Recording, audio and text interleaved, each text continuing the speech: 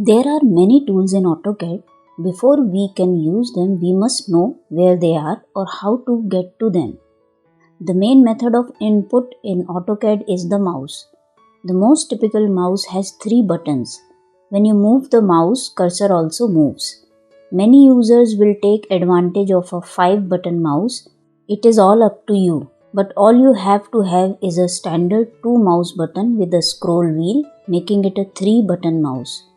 Each one of these buttons has the specific function.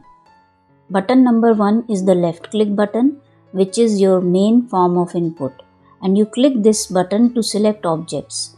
And the right click button can be set to several different functions.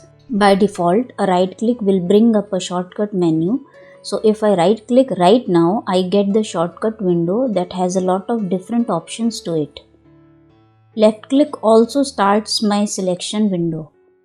These are all very handy and useful. Many users though prefer to have the right click function as the enter key.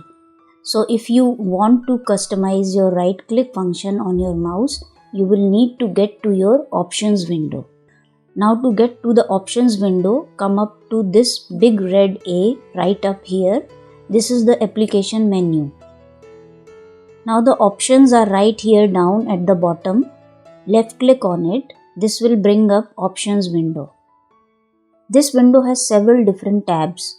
This is where you go a lot for different settings of AutoCAD. It will change how different things function, how you interact with the program, how things would be visually displayed. We want to use user preferences tab right here. Now come up to this top left corner. This is where you customize right click settings. Right now, when you right click on your mouse, a shortcut menu will open up. Now there are several advantages to have this available. So you have both options, and a big time saver is available to you as a right click function. So let's work with these settings. Let's go and turn on this time sensitive right click option. If I turn this, on doing a right click on my mouse, it will act like an enter key. But if I right click and hold for 250 milliseconds, it will bring up the shortcut window. Now when I right click, it acts like the enter key, and the enter key will bring up the last command that you just used if you aren't already in a command. Or by right clicking hold, that brings up my shortcut. Now you see, moving the mouse move your cursor in the drawing. Using scroll wheel will move the drawing area.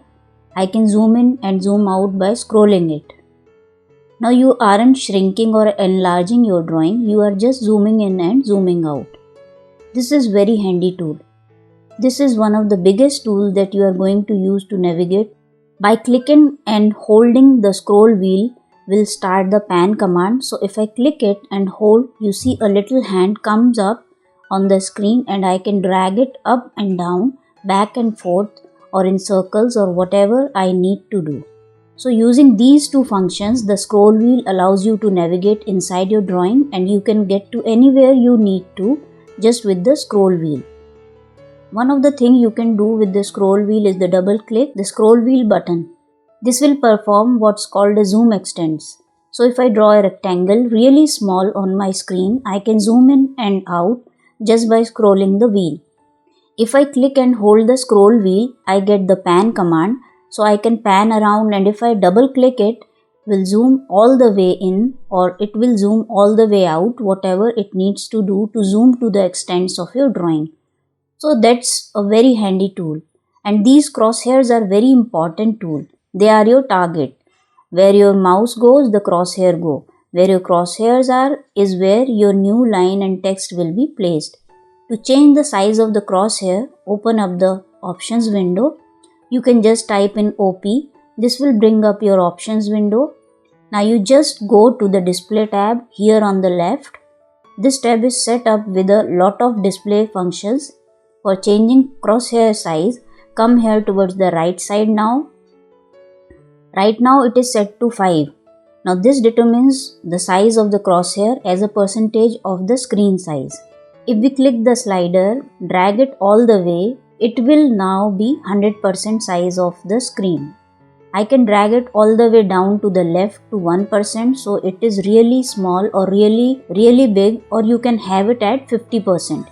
You can also click in this box and type in the number that you want. The crosshairs consist of 3 major items: vertical line, horizontal line, and the little box in the middle is called the pick box.